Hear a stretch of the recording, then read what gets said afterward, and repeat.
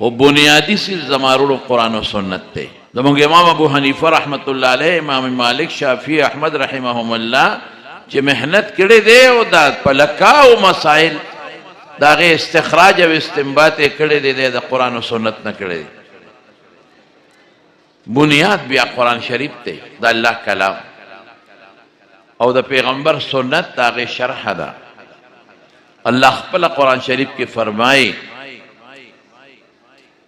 کہ دا قرآن شریف اللہ نازل کردے دے وَأَنزَلْنَا إِلَيْكَ الذِّكْرَ لِتُبَيِّنَ لِلنَّاسِ مَا نُزِّلَ إِلَيْهِمْ. ننداس طائفہ پا دے مخدز مکر آوتے دے چیغا دا رسول اللہ مبارک دا احادیثو نے انکار کئی، بعض پخلی نکئی، خدا عمل نے دا ثابتی گی چی دے منکر حدیث تے احادیث پس استہزاء کئی، احادیث تمیز نوباسی اخکل کوشش کئی، او وہی منکر حدیث کی ضرورت سر حدیث ہوتا. قرآن کافی دے کر القرآن کاف لہداء الامت، قرآن دا اللہ کلام دے دا امت تا ہدایت تا پارک کافی دے، دا حدیث پا کسی ضرورت دے. یو زمانہ کے ډېر لوی زورو په دې مسله کې، بیا د علماو په کوششونه زور ختم شو. یو سړی ما سره زه په ګاډي کې کېنولم، ډېر محبت یې ساته، ډېره مینه یې ساتله. نو ما ته وی تا خو ډېر زیات مصروفیت دی، دا دي ما سره به زه تا باندې روټۍ خورم. ما لکه روټۍ نه زموږ له څخه دی، ډوډۍ مونږ وخوړو، دومره مو خوړه چې مونږ یې وخوړو. ضروري خبره دی وي نه ما سره به ځې. نو بس زه ورسره ګاډي کې کېناستم، په لاره یې بوتلم، یو هوټل ته ویځو. په لاره چې دی ما سره خبرې کوي، غټ افسر و غټ افسر. نو ما ته وایي چې علامه پرویز دا ویلی دی او علامه پرویز دا ویلی دی. وای خدایا دا سړی خو ټول دننه د وایرسو ډک وخته، دا خو د جراثیمو ډک دی. مې ته د علامه پرویز دا نوم بار بار اخلې، دا څوک یادی؟ وجي دا مفسر قرآن تفسیر لیکلی دی، ما سره ګاډي کې پروت دی او ډېر لوی سړی دی، ته نه پېژنې؟ طبیعت مې ګډوډېږي اوس چې ده سره څه وکړم. اوس ما هغه منکر حدیث چې حدیثو نه انکار کوي هغه یاد دی که بل دې څوک؟ نو ما ته وایي خبره حدیثو ته څه ضرورت دی؟ دا لږ ما ته وایي قرآن کافي دی که الله قرآن را لېږلی دی مونږ دپاره، نو د الله کلام دی، نو حدیثو ته څه ضرورت دی؟ خو ټیک وایي چې حدیثو ضرورت څه دی؟ خدایا خو دې په دې سوچ کې پرېوتم چې خدای دا سړی اوس پویول پکار، دا نه پوهېږي غریب، دا پویول پکار. وی ضرورت څه دی؟ بس قرآن مونږ له راغلی دی، پیغمبر مبارک قرآن مونږ له راوړي چې راوړي، د حدیثو ضرورت ختم شو. څه ضرورت دی؟ تاسو ما ته دین خلکو ته ډېر ګران کړی دی، په هر کوم غټې غټې ګیرې پرېښې دي او غټ غټ پټکي مو ور په سر کړي دي، دا اوس ما ته لګیایي. او تاسو وایئ چې بغیر د ملا نه مخکې مونځ نه کېږي، به امامتي کوي. قرآن آسان شی دی، خو چې څوک ور مخکې شو خپل مونځ دی کوي. هر سړی امامتي کولی شي، پټکي یې وي او که پټکي یې نه، که ګیرې وي او که ګیرې نه، او بیا په لګیا شو مال یې وار نه راکاو. وایي زر زر تسبیح مو خلکو له په لاسو کې ورکړي دي، نو دا په قرآن کې کم دی.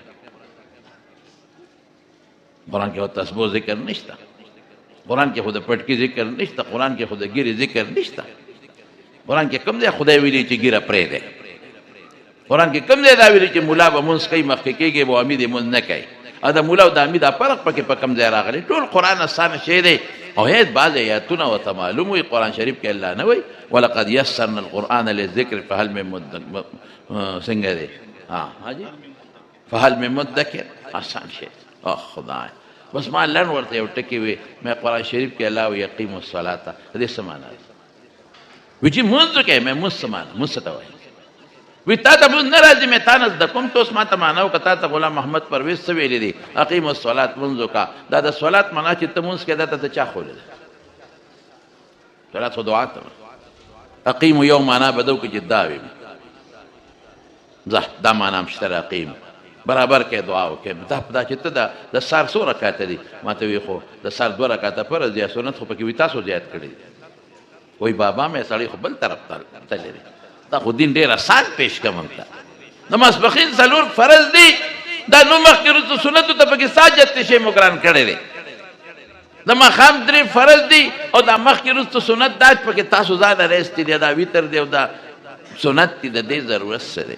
مې ښه دا مونځ خو منې او مونځ منم، زه مسلمان یم او زه خپل مونځ کوم. نو تا نه دا تپوس کومه چې دا قیم الصلات دا معنا چې ته د مونځ کې دا تا ته چا ویلی دی؟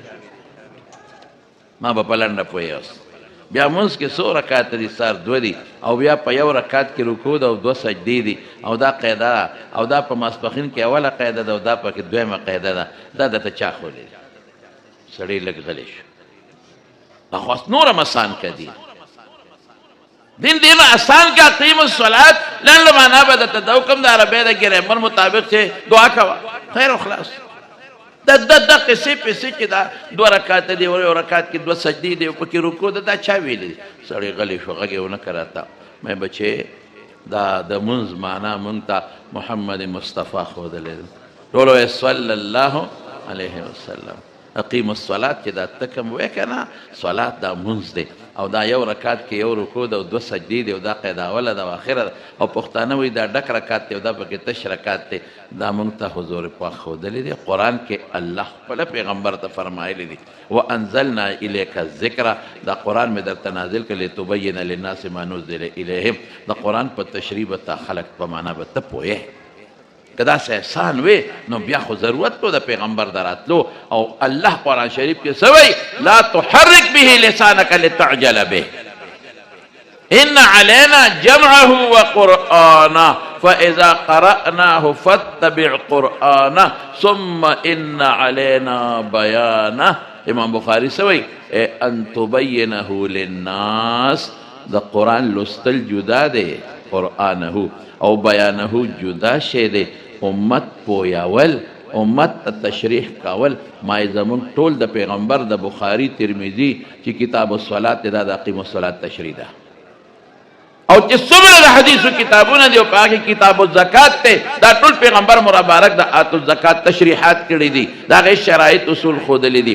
او چې څومره کتاب الحج په بخاري ترمذي ابو داود نسائی مسند احمد ټوله چې څومره دي دا ټول تشریح ده. د لله علی الناس حج البیت او کتاب الصوم ټول د هغې تشریح ده. احادیث خو ټول د قرآن شرح راته څه چې دې ته څه ضرورت دی؟ وی ښه دا خو زما ذهن کار نه دی کړی. مې په لنډه به یې درته ووایم ادا چې ته به دا قرآن د خدای کتاب دی، دا درته چا ویلی دی؟ بس دا به لنډ ووایه. ته به یې دا راته د ملایانو صاحبانو ویلی دي. هغې ته چا ویلی دي؟ هغې ته خپلو استادانو مشرانو. هغې ته چا؟ نو ځای به چې صحابه ویلی دي. نو بیا به چې صحابو ته چا ویلي؟ تا خدای لیدلی دی؟ نه. هغه ته چا ویلی دی؟ هغه ته محمد مصطفی. خو دغه حدیث شو کړی. بیا مې سړی راوسته ورو د پېښور ته مې بوته. په دې پېښور کې یونیورسټي دلته کې یو کتاب و، پخوا به یې ورته یونیورسټي بک ایجنسي وی، اوس به وي که به نه ډېره موده شوه. هغې له مې بوته ځکه چې ما سره خو په دې مواد شته خو هغه عربۍ کې دي. دې غریب خو په عربۍ نه پوهېده. نو ما ولې د اردو کتابونه کتل چې کوم په حجتیت د احادیثو د اردو کتابونه امې ولې یو 12 پکې را پیدا کړل. امې ورکړل مې دا ټولو ګوروس او په لاره مې ولې ذهن سازي وکړه. یو 2 ورځې پسې دومره کتابونه ماله راوړل، تړلې غټ کتابونه یې راله ډېرې راوړه. ما ته وي مولوي صاحب زه خو ستا شکر ادا کومه چې ما ته د سمه عقیده او خلاصه پورې خو ما وي د حضور پاک د حدیث او سنت داسې دي مولیانو د ځانه قصې جوړې کړې دي. ما ته څه پته وه؟ دا خو اوس ما ته پته ولګېده اطیعوا الله و اطیعوا الرسول. اوس ما ته پته ولګېده ولکم فی رسول الله اسوة حسنة لمن کان یرجو الله والیوم الاخر. او دا بلا په لاره مې ورته دا تشریحات وکړل. ما ته وې هغه خندل امیان خلک دي. وایي دا پلید کتابونه دي، دې نه مې خلاص کا. اوس د پلید کتابونه دي، دې نه مې خلاص کا. د میرزا غلام محمد پرویز دونه پڼ کتابونه ورسره وي، دې سره څه وکړمه؟ ما وایي د دې کتابونو غم دې رستو دی، نور لانجې در پسر دي. وایي پوهېمه چې زه کافر یم، زه به اوس مسلمانېږم. زما ښځه زما په نکاح کې نه ده، هغې غم به رالته کې. دا یو ما ته وی ما خو ټول په ابټاباد او په لاهور کې په دغه سکولونو کې سبق ویلی دی، ما ته خو دغه شی ښودلی دی. زه خو به چې سار پاسېدم کلاس ته به ورغلم، د مرزا پرویز کتاب به راته پروت و، چې تلم د هغه رساله به پرته وه، ما خو دغه زده کړي، ما خو نور نه دي زده کړې. زما وروڼو نن سبام دا فتنه رو رو خورېږي او دی پسې د انګریزانو او د یهودیانو یو غټ سازش را روان دی او د احادیثو نه په طریقه انکار شروع دی. د خلکو په زړه کې د احادیثو نه نفرت پیدا کول دا یو محنت کوشش شروع دی. دا به سوچ کوئ دوه څیزونه دي، دوه څیزونه. ترکت فیکم امرین، رسول الله مبارک فرمایي دوه څیزونه درته پریښي دي، لن تدولوا ما تمسکتم بهما، تر څو مو په دې منګولې لګولې دي نو ګمراهان کېږئ به نه. کتاب الله و سنتي، بنیاد د منم چې د خدای قرآن دی، پیغمبر د هغه تشریحات د الله د قرآن کې دي، په ډېرو روایاتو کې تشریحات کړي دي، لیکن د دې سنتو دپاره ډېر لوی محنت شوی. یو زمانه د معتزله وراله، دور د معتزله یو زمانه کې راغی او د معتزله د زمانې نه مخکې د احادیثو درسونو زبردست درسونه شروع، زه په دې د احادیثو مبارکو درسونه او د علما لګیو د رسول الله مبارک احادیث په یادول او لیکل به. خو چې د معتزله دور راغی د مامون الرشید او د هغه نه پس د هغه ضرور معتصم بالله، نو بس ټول د احادیثو درسونه بند کړل، ختم. اعلان یې وکړ چې په مدرسو کې چې کم سبق ښودلی کېږي ابه ټول د معتزله او مسلک به ښودلی کېږي، باقي به اسم نه ښودلی کېږي. احادیثو درسونه بند، د قرآن د تفسیر درسونه بند او د فقه درسونه مکمل بند شو. او د معتزله چې کومې خطرناکې عقیدې وې هغې په نصاب کې شاملې کړې. دا دور تیر شوی دی، لیکن الحمدلله زمونږ علماو په هغه وخت کې هم ښه مضبوطه مقابله کړې ده. زمونږ علماو د مرزا غلام محمد قادیاني په زمانه کې مضبوطه مقابله کړې ده او د مرزا غلام محمد پرویز په مقابله کې مضبوطه علما کړې ده. او الحمدلله نن هم که فتنه د انکار حدیث راځي نو دا زمونږ علما تابعدار او تیار ورته ولاړ دي انشاءالله.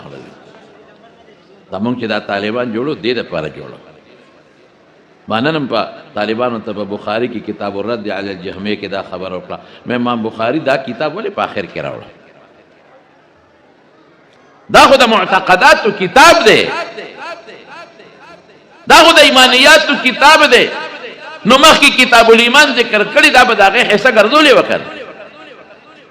کتاب التوحید دا وروسته راوړي، نو مخکې کتاب الایمان حصه به ګرځولې وکړه. ځان له ولې دا ذکر کو په آخر کې راوړه؟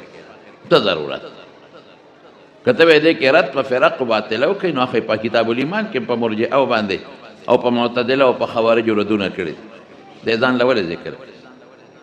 نو ما ورته څلور وجې ذکر کړي. نو یو وجه مې ورته طالبانو ته دا ذکر کړه، یوه وجه مې دا تاسو بیدارۍ تنبیه درکوي، ارشاد درکوي، تاسو پوهیئ چې ګورې هر وخت ځان د فرق باطله او رد ته تیار او تابعدار ساتئ،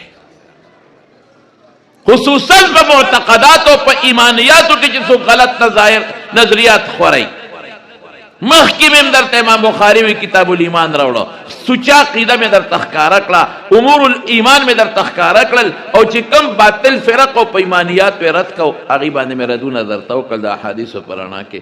اخر کې درته بیا وی چې ګورې مولا صاحب ځان تیار او تابعدار ساته، ایمانیاتو کې به اس سودا بازی نه کې، چې څومره باطل فرق راځي ځان به تیار ساتي. سوچا عقیده به خلکو ته د اهل سنت والجماعت مخکې کې، او چې کوم باطل نظریات او عقاید دي د هغې به رد کې. دغه زمانه کې زموږ علماو کړي دي که نه، احمد ابن حنبل الله اکبر ولله الحمد 13 میاشتې په جیل کې ساتلی دی، د حدیثو درس پې بند کړی دی. 13 میاشتې جیل. او احمد ابن حنبل وی چې دا 13 میاشتې ما کوم جیل کې تیرې کړې دي، نو ما په 13 میاشتې کې نور په سترګو نه دي لیدلی، ما نور په سترګو نه دي لیدلی په 13 میاشتې. او ما چې اودس ماتې کړې دی، نو ما اودس ماتې داسې ځای کې کړې دی چې یو ځای به زما ټټی و، بل ځای به زه ورسره ملاستو. په دې 13 میاشتو کې په دا کوټه کې دننه ما د خدای قرآن په سترګو نه دی لیدلی، ما به د یادونه تلاوت کو. ما د پیغمبر یو حدیث په سترګو نه دی لیدلی، خو شکر الحمدلله چې زه د پیغمبر د حدیثو حافظ وم. ما په دې 13 میاشتې کې یو سبق طالب ته نه دی ښودلی، خو الحمدلله په دغه 13 میاشتو کې ما په لکونو مسایل د قرآن او د سنت نه ایستلي دي. ما اسمان نه دی لیدلی، ما د قرآن نه مسایل ایستلي. جګړه په څه وه؟ جګړه د خدای په قرآن باندې. چې معتزلي بادشاه مامون الرشید د هغه زمانه وه، او هغه به وی قرآن مخلوق دی، هغه د الله د کلام نفسي نه مکمل منکر. طالبانو تاسو ته دا خبره ښکارئ. ګورئ زمونږ بعضې حضرات وایي چې زمونږ او د هغوی منځ کې نزاع لفظي ده. بعضې حضرات وایي نزاع لفظي ده، که مونږ ورته قدیم وایو کلام نفسي ته وایو، که هغوی ورته حادث وایي ممکن کلام لفظي ته وایي. غلطه خبره ده. لفظي نزاع کې دومره جګړې نه راځي، دومره وهل ټکول نه راځي. حقیقي نزاع ده. څه شی حقیقي؟ هغوی د سر نه د الله د کلام نفسي قایل نه دي. معتزله بالکل نه دي قایل. هغوی د الله کلام نفسي سر نه مني نه. هغوی کلام الله ته مطلقا مخلوق وایي. وایي چې کله الله اراده وکړي یو صورت دو صورتو د نازلولو، نو په هوا کې نقشه جوړه شي، نو جبریل علیه السلام هغه نقشې ته وګوري، نو رسول الله مبارک لره وړي نقشه خو یې حادثه ده، مخلوقه ده. سر نه کلام نفسي نه مني. مونږ دا وایو چې کلام نفسي د باری تعالی قدیم دی او کلام لفظي د حادث دی. دا مونږ وایو، هغوی نه وایو. په دې جګړه وه. 13 میاشتې ولا جیل ورکړه. 13 میاشتې پسې د جیل نه راوویسته. نو مامون الرشید اډر وکړو دا ماله راولې. نو چې کله ورته ور روان کړي دي او تړلې دي لاندې په بیړو پات کړو باندې په زولنو د لاسونو خپو نه، نو یو ښځه راله، یو بوډی. مولا علی قارم لیکلي دي دا څه واقعه د مرقات په دې ړومبي جیل کې، او حافظ ابن کثیر هم په بدایه و نهایه کې لیکلي دي، او حافظ ابن حجر او قسطلاني هم لیکلي دا د په حالات. یو بوډی ښځه راله، دا واورئ، نو ما په ساري باندې سورم، نه بوډی ما ته نږدې شو. هغه پولیس والا ته وایي دې ملا سره زما یو 2 خبرې دي. زما اوښې ودرم. نه بوډی ما ته وایي چې احمده یو خبره درته کوم، پته شته چې څه له دې بوځي؟ زه غلی شم. احمده پته شته چې څه له دې بوځي؟ زه غلی شم. وی احمده مرګ له دې بوځي. او ستا د مخکې ته خو جیل نه راووتې، په سلګونو محدثین یې شهیدان کړل. احمده 2 خبرې واوره. بوډی راته احمده 2 خبرې واوره. یوه دا چې جنت ستا د شهادت انتظار کوي، جنت ستا د شهادت انتظار کوي. او دویم ګورې د خپلې خبرې نه ونه خویږې، یعنې ټول امت به غرق کې. که خپلې خبرې نه وخویلې امت به وشرمې، رسوا به کې، برباد به کې. امت تا ته سترګې نیولې دي. احمد ابن حنبل وایي چې دا خبرې مې واورېدې، زړه مې لږ اوچت شو، لږ ډاډه شو. بویت دغه ځای کې 2 رکعته لمونځ کول، نو لاس مې اوچت کړ. ما وی الله دې مامون خو ډېر لوی ظلم شروع کړی. الله اکبر. الله ته خو ډېر لوی ظلم شروع کړی. ستا لویي څه شوه پروردګاره؟ الله ستا لویي څه شوه؟ الله ستا د حلم او د صبر نه خو د ډېره غلطه فایده واخیسته. الله غضب دې څه شو؟ ستا د حلم او صبر نه خو د ډېره غلطه فایده واخیسته. الله غضب دې څه شو؟ دقه ټیم چې د منځو که نو اطلاع راله بادشاه ګورنر له چې ما مړ شو، مردار شو. او احمد ابن حنبل وی نه پوهېږم چې الله به دې ظالم سره د قیامت پر ورځ څه معامله کوي. لیکن هغه خپل رور ته وی معتصم بالله ته ورته وی دا مسله به ټینګې او دا مولایان به رانیسي او سختې سزاګانې به ورکوي. هغې څه وکړه ده خو بالاختصار داسې وایم درته چې علماء څونه کارنامې کړي چې دی کله دربار شاهي ته پیش کړ او د معتدلي ملا سره باسونه شروع شو. هغوی خو ټول عقلي خبرې کولې، نقلي یو دلیل نو، او احمد ابن حنبل ورته یو دلیل پیش کړي. الله خبرې کوي، الله قول شته. انه الله دلته قسم خوري والسماء ذات الرجع والارض ذات الصدع، د اسمان او د ځمکې مضبوط صفتونه ذکر کوي. الله قسم ته څه ضرورت دی؟ انه د الله خبر بے قسم موږ منو. ومن اصدق من الله حدیثا. خو بعضې وخت د یو خبرې د تاکید دپاره قسم خلک خوري. سامع منکر وي کني، خو کله خلک د خبرې د توثیق دپاره قسم خوري. انه لقول فصل. الله خو جهنم سره به هم خبرې کوي. یوم نقول لجهنم هل امتلأت. امام بخاري خو په دغه کتاب کې ورباندې تاسو لري بلا بابونه یې ښودي. باب کلام الرب مع جبريل، باب کلام الرب مع الملائکه، باب کلام الرب مع فلان فلان مع جهنم، بلا بابونه یې ښودي. نو احمد ابن حنبل معتدلي مولا ته اخره کې یو ټکی وایي، وَإِنْ كَانَ مَعَكُمْ شَيْءٌ مِّنْ كِتَابِ اللَّهِ أَوْ سُنَّةِ رَسُولِهِ فَهَاتُوا.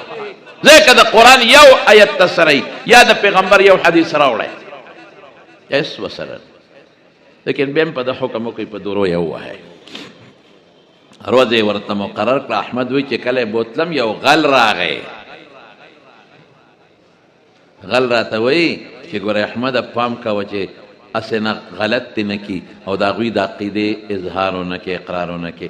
زه د بغداد پلان کې غلم او زه د 100 نه زیات په غلا کې نیولی شوی او ټکولی شوی والی شوی، خو ما تر ننه پورې د یو غلا اقرار نه دی کړی. پام کوه. وی غل مې نور زړه مضبوط کړ.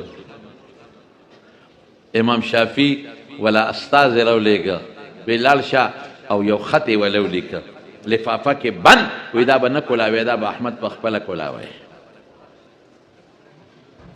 استاد چې خط راوړو احمد ابن حنبل کولاو کو. شافعي استاد دی، خط کې ورته لیکلي چې احمده رسول الله مبارک مې خوب کې لیدلی دی. ما ته فرمایلی دي چې احمد ته اطلاع ورکا چې د قرآن په مسله کې به پتا یو آزمایش راځي، ځان ټینګ که نصرت او فتح هم ستا ده. احمد خپل کمیس وویسته او مبشر له په زیرې کې ورکوي، دا ستا بشارت دی. کمیس لاړ شافعي صاحب مصر کې دغه وخت کې، ما د شافعي صاحب قبر له تلې مصر ته تلې ما کمیس یې ورته ورکړه. وی حضرت دی ما له په بشارت کې په زیرې کې راکړی دی، د خوب په زیرې کې. شافعي صاحب وایي چې دا کمیس خو ما له په کار و، خو تا له درکړی شوی دی، نو دا ستا دی زما نه دی، خو ما له راکړه لږ زما په کار دی. برکت منې که نه منې؟ ای طالبانو برکت منې که نه منې؟ نه منې؟ ها نو شافعي صاحب څه چل وکړه؟ هغه کمیس ته احمد ابن حنبل ووینځه، هغې نه یې اوبه وویستې، کمیس یې واپس کا بشیر ته زیرې والا ته. هغه اوبه امام شافعي د خپل شاګرد د هغې کمیس اوبه څکلي دي، او چې کله بیا پیش که او بادشاه وله دورې ورکوي، لاس یې ورته وتړه او خپې یې وله وتړل او کمیس یې ورته اوچت که او هرو دو ضربولی یو یو جلاد راغوښتی دی چې تازه دمې دي به دریم ته ستړي کېږي. جلاد دوره روبرولو، دنیا خلق ولاړ دی، مخالفین هم ولاړ دي او شاګردان او د هغوی شاګردان ولاړ دي، په لکاو خلق زرګو هم نه دا میدان کې ولاړ دي، بادشاه هم نستی. معتصم بالله او چې لومبې غزار یې ورکړه نو احمد ابن حنبل وجود نه وینه روانه شوه. بوډا سپینګیري مولا او فورا وی بسم الله. چې دویمه ضربه یې ورکړه، دویم غزار وی انا لله و انا الیه راجعون. چې دریم غزار یې ورکړ، مضبوطه ضربه ورکوي، وی لن یصیبني الا ما كتب الله لي. چې څلورمه ضربه یې ورکړه نو به آواز بلند آواز اوچت که القرآن کلام الله غیر مخلوق. چې بله ضربه یې ورکوي لا حول ولا قوة الا بالله. چې بله ضربه یې ورکوي الحمدلله. خو چې بله یې ورکړه نو شاته پرتوغا خوشلید، پرتوګ شلید. شاګردانو چغې کړې، مجلس کې یو شور جوړ شو او چغې جوړې شو چې یا الله زموږ دا سپینګیرې د حدیثو شیخ دې پسې نیولی دی. بس ته الله وال په خپل ځای وینې ته بیږي، ځکه د زخم د پاسه ظالمان وهي. مضبوطی وهی بادشاه ویشا به تیز وهی خدای وال په خپل ځای زخم په خپل ځای خو د دې غریب پرتوګ به لاندې وغورځېږي الله عورت به ښکاره شي قیامت پورې مخالفین به د عورت حکایات او قصې نقل کوي الله دا ابتلا ازمایش پروردګاره مولا علی قاری هم لیکلی دي ابن کثیر هم لیکلی دي وګوره حواله مې درته درکړه دې وخت کې احمد ابن حنبل شاګردانو چغې کړې الله ته سر اوچت کړ شلیدلې پرتوغاښ هغې سرک کمیس د ځای نه ښکته نه شو بلکې ځای نه اوچت شو د احمد پورې پیوس شو مولا علی قاري یو کم درشا دی حافظ ابن کثیر اووه درشا دی چې په دې ضربو په دې وهلو بېهوشه شو شاګردانو ته یې راشه مولا م یوسه راویړه چې کله هوش کې راغی زخم یې ټیک شو نو شاګردانو یې تپوس وکړو صاحب دا په لومبي غزار دی بسم الله ولي مې به د الله نوم مخې له راغی په دویم مې انا لله ځکه وي چې د مصیبت وخت کې به یې او په دې بل مې تقدیر ته خبره حواله کړله لا یصیبني الا ما کتب الله څه مقرر کړي دی به رسې کې الله بس دا تقدیر کې ستا علم دی بس په بل مې انا لا حول ولا قوة الا بالله وي په بل مې د خپل عقیدې اظهار وکړ وی صاحب الحمدلله دې په یو ضربه ووی په یو غزار دا خو د خوشحالۍ په وخت کې خلک وي دا خو د غم وخت وی و ټیک ته و دې وخت کې شیطان وسوسه واچوله چې احمد ډېر سخت وال دي وجود خوږیږي دردیږي وینې روانې دي عقیده دې نه ګډه وډه شوې دغه وخت په ما خپل زړه له توجه ورکړه خپل عقیده مې کته وی الحمدلله چې زما زړه په خپل عقیده ټینګ ولاړ زما د زړه په ثبات او په ټینګوالي ما وی الحمدلله وی صاحب چې دا په یو ضربه دی دا پرتوګ وشلېده مونږ خو ډېر چغې والې خدای ته مونږ یا الله اوس به د شیخ عورت ښکاره شي کمیس یې ورته بره تړلی دی دا به څه کېږي تا سر اوچت کس شونډې دې وړقولې څه دی وی ما وی چې دغه وخت کې ما ته هم لویه صدمه شوه ما خدای وال په خپل دی اوس به مې کشف د عورت دا وجود به مې ښکاره شي نو ما خپل رب ته رجوع کړه ما وی یا رحیم یا ودود یا ذا العرش المجید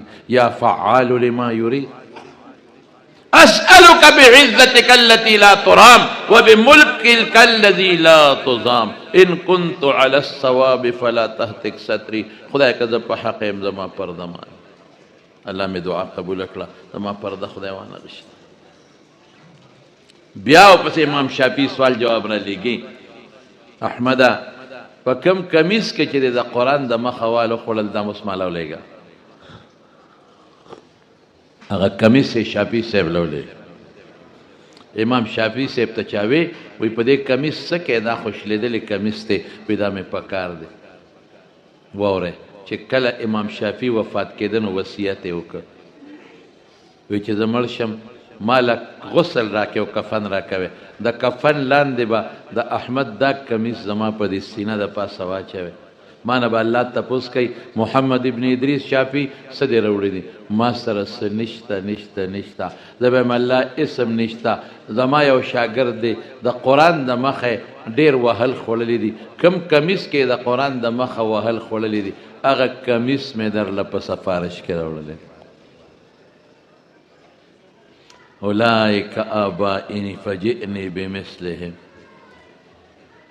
اذا جمعتنا یا جریر المجامع دا زمون بزرگان د قرآن د پاره دا تکلیف تیر کړي جنازه کې څومره خلکو شرکت کړي دي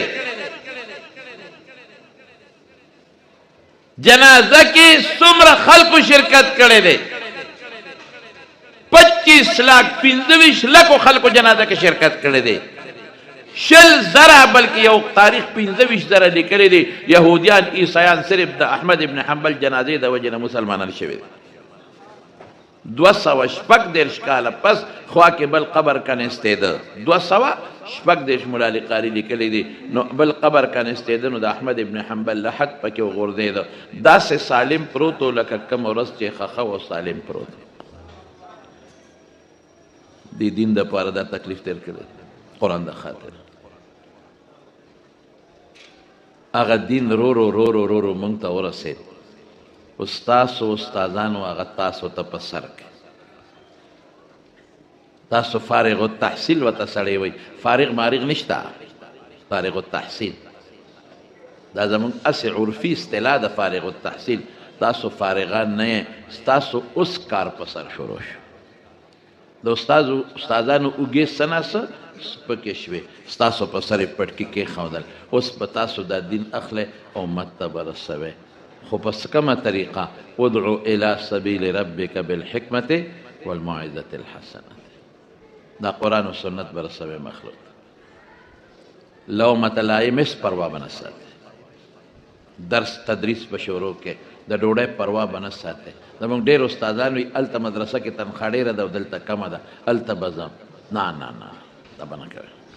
تنخوا دپاره او پیسو دپاره یو مدرسه پرېښودل او بل ته تلل، دې نه غټ حماقت بل نشته. هر سړی تباه کړل. خالص الله د رضا دپاره محنت کوه، کوشش کوه. ډوډۍ د چا په لاس کې ده ووایه؟